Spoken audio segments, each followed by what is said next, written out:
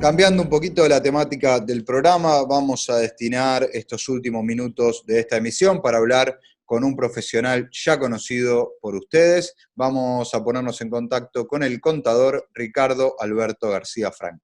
Bueno, ahora sí, estamos en línea con Ricardo, nuestro contador, nuestro profesional de cabecera en todo el área fiscal y contable.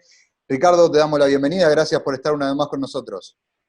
No, por favor, el agradecido soy yo y de ser parte del programa y poder colaborar con algunas ideas a los contribuyentes y a tu gente.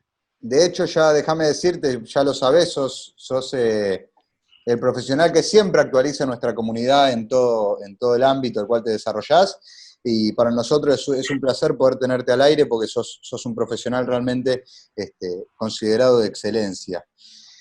Ricardo, tenemos Gracias. un tema muy interesante para poder poner hoy en debate, para poder comentar y informar a la gente, que tiene que ver con una nueva moratoria que se llama Moratoria MIPYME.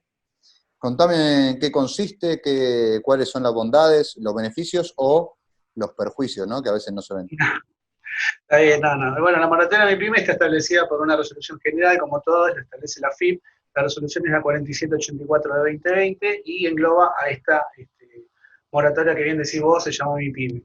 Engloba dos tipos de personas, que son las personas físicas y jurídicas. O sea, física sería monotributista, responsable inscripto, y también, bueno, las personas jurídicas serían sociedades y entidades sin fines de lucro, como asociaciones civiles, mutuales, cooperativas.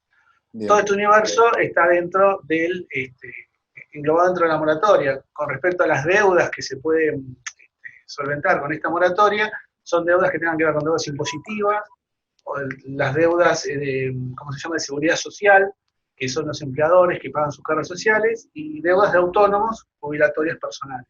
Y también deudas aduaneras para todos los exportadores. Toda esta gente está dentro del universo de esta moratoria. Lo que es importante saber que para poder acceder, lo que hay que tener digamos, el certificado MIPYME que se tramita en el sitio de la FIP, y todos los contribuyentes con clave fiscal deben estar con el certificado al día, y a partir de ahí eso les da pie para el acceso a este tipo de, a esta moratoria que vamos a hablar. Bien, consulta.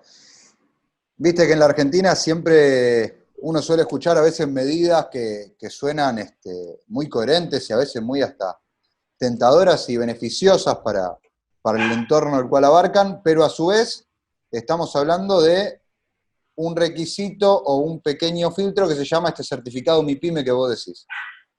Claro, el Contame si certificado es fácil el acceso primero al certificado. ¿Es fácil acceder a ese certificado? ¿Cuáles son los requisitos? Sí, el certificado teniendo, bueno, quit y clave fiscal y el quit activo, el certificado se puede acceder. Hay que tener una cierta antigüedad, que en este caso son de 6 meses, para poder, 6 meses ejerciendo algún tipo de actividad económica, y las presentaciones pertinentes. En el caso de responsable de Egipto, las presentaciones de IVA deben estar al día, y presentaciones de impuestos a las ganancias también. En el caso del monotributista es más sencillo porque no presenta declaración jurada, pero sí el monotributista opta por compartir sus datos, como ser su correo electrónico, con la FIP, y algunos datos personales que tiene la FIP. Entonces, de esa forma pueden ingresar los monotributistas también. En el caso de las entidades, que ya estamos hablando de organizaciones, sí les piden que estén los últimos balances actualizados y algunas cosas demás como para certificar, otorgarles el certificado y la apertura a estos beneficios, ¿cierto? Bien, excelente. Ricardo, tema plazo, cuotas, impuestos que se pueden incluir adentro de esta moratoria. Claro, los impuestos son, bueno, el IVA, impuesto a las ganancias, impuesto a los bienes personales, tanto para personas físicas como para personas jurídicas. El monotributista, la deuda que puede llegar a tener, deuda de autónomos, también se puede incorporar, y todo lo que tenga que ver con deuda por cargas sociales, o sea, el famoso F931, que es el formulario con el cual se liquida vía declaración jurada las cargas sociales de los empleados. También las personas que sean exportadoras, todo lo que tenga que ver con cargas aduaneras y demás tasas que pagan, también tienen que estar, pueden estar dentro del formato de esta moratoria. Con respecto a los plazos, es variable. Lo que es interesante de esta moratoria es que nos da la deuda a regularizar, es una deuda que sea deuda vencida al 30 de noviembre de 2019. También lo que interesante es que los planes vencidos o planes caídos que tengan los contribuyentes también se pueden incorporar a esta moratoria. Bien, que eso es algo nuevo, ¿no? Porque generalmente cuando cae un plan no se puede volver a poner en moratoria. No, no, no. Ahora sí, con esta moratoria abrió, y sí, pero el concepto de moratoria es interesante porque, por ejemplo, va a haber una quita importante en lo que son las multas, multas firmes, y lo que son intereses. Por eso es el concepto de moratoria, no plan de pago. Entonces, es interesante porque vamos a tener, si las personas optan por decir un pago de contado, tienen un 15% de descuento en el total de la deuda, en el capital total de la deuda. Eso es interesante. Y con respecto a cuando van a hacer cuotas, van a tener hasta, la alícuota de interés de la cuota es de un 3% mensual hasta enero de 2021. A posteriori, la cuota va a pasar a ser variable. ¿Sí? Eso también es interesante porque la cuota es fija hasta esta fecha y después la cuota es variable, con lo cual el monto de deuda va a variar y no sabemos cuánto.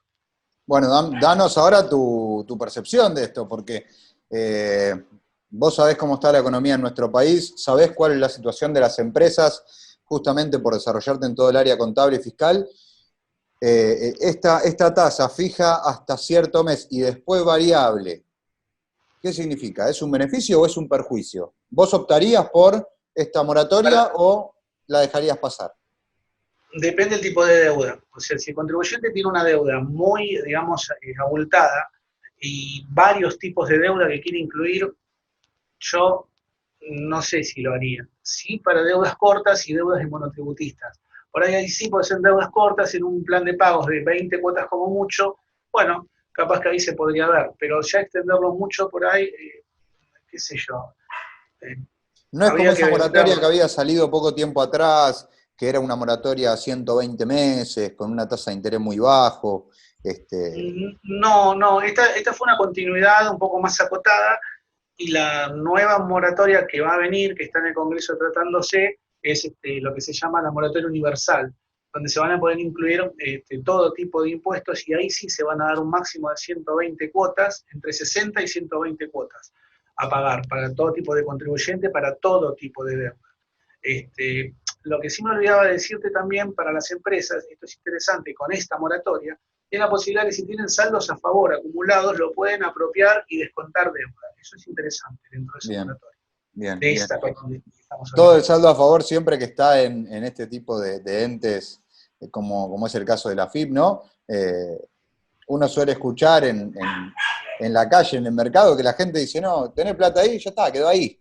Como diciendo, no se recupera, no se imputa, no sé nada. Pero bueno, está bueno que hayas aclarado ese dato. Sí. Ricky, además de esto tenemos una moratoria, me comentaba fuera de cámara, que todavía no está reglamentada, que es una moratoria que se planea más para futuro, que tiene que ver con un plan denominado moratoria universal. Claro, exactamente lo que te estaba comentando es la moratoria universal, esta que va a ir entre las 60 cuotas y 120, incluye a cualquier tipo de contribuyente, cualquier tipo de deuda, todo va a ser un gran globo y también lo que hay que tener en cuenta es que se tocó, o sea, todavía se está, si bien el boceto ya está en el Congreso, lo tienen que aprobar creo que es la Cámara de Senadores, porque se hicieron algunos cambios, porque justamente el tema del interés, porque también daban un interés fijo a un lapso determinado y después una variable, pero si lo das un interés variable a 120 cuotas con la volatilidad que tiene nuestro país, entonces la deuda va a terminar siendo, en vez de un Claro, beneficio, va a ser un clavo, una cruz más que tiene que llevar la pobre empresa que hoy está tan maltratada, ¿no es cierto? exactamente, exactamente. Ricardo, para cerrar me gustaría preguntarte dentro de tu área cómo ves el porvenir dentro de lo que resta de este año. Hicimos una nota hace no mucho tiempo en un contexto similar a este, contexto de cuarentena, contexto de pandemia, pero las cosas vienen cambiando, se habilita algunos sectores, algunos rubros, se vuelven a cerrar. ¿Cuál es tu visión para lo que resta del año en torno a todo el sector empresarial o monotributistas? Mira, a nivel económico y a nivel global, no solo a nivel Argentina y zonal, sino a nivel global, lo que sería la crisis por la pandemia nos va a durar un tiempo, que está estipulado más o menos en 2 años a 3, como para que la economía vuelva a regularizar y a normalizar. Ahora bien, en el caso de Argentina, en el caso nuestro, tengamos en cuenta lo siguiente, que si bien hay actividades que se abrieron, por ejemplo, peluquería para hacer, no es que el peluquero abre y ya está facturando lo mismo que antes, porque, o sea, es como si fuera una especie de efecto placebo a veces, ¿no es cierto? Porque se abre la actividad, el tipo está trabajando, genial, pero la producción no es la misma, tampoco los ingresos son los mismos. Entonces, a veces hay que tener un poquito de cuidado con eso, y también cuidado a nivel gubernamental, porque o sea, ser claro en las normativas, porque si yo abro una actividad y el otro mes le digo cerrá, un mes abrí, un mes cerrá, entonces es como que eso sufre un desgaste el contribuyente, y después lo vas a tener en que no va a querer pagar impuestos, no va a poder tampoco. Entonces, bueno, es complicado el tema, pero bueno, de a poco, con la apertura económica, muy de a poco se va a ir descomprimiendo, supongo yo. Bien, excelente. Cerrame con un dato. Porcentaje de supervivencia de las empresas, ¿cuánto estimas? ¿La mayoría van a poder sobrevivir a todo este lapso o van a quedar un gran porcentaje en el camino? Y mira, porcentaje de supervivencia te doy un 40%. Va a haber muchas que van a cerrar, pero no es el cierre en sí. ¿La reconversión en muchos casos? Sí, la reingeniería que se le dice a nivel económico es ese cambio. Mira, te hago muy sencillo. En la época cuando sería más o menos la gran época de Ford y la revolución industrial, en esa época existían las corporaciones, ¿no es cierto? Y las corporaciones eran mega empresas. Esas mega empresas después se fueron haciendo pymes, porque la misma mega empresa no podía absorber o sea, tanto costo, se iba agrandando demasiado. En ese criterio más o menos es en el que tenemos que estar ahora, ¿no es cierto? Repensar el negocio, hacernos más chiquitos si tenemos que hacernos. Ricardo, siempre es un placer hablar con vos, te agradecemos el placer es mío. Del otro lado, informando y actualizando a la gente y a la comunidad en todos los temas que te competen, que son el área contable y fiscal. Así que gracias por estar con nosotros y hasta la próxima entrevista. Hasta la próxima, Kevin. Muchas gracias. Abrazo, Ricardo. GIC Estudio Integral. Llámanos 0220 489 4968 www.gcestudiointegral.com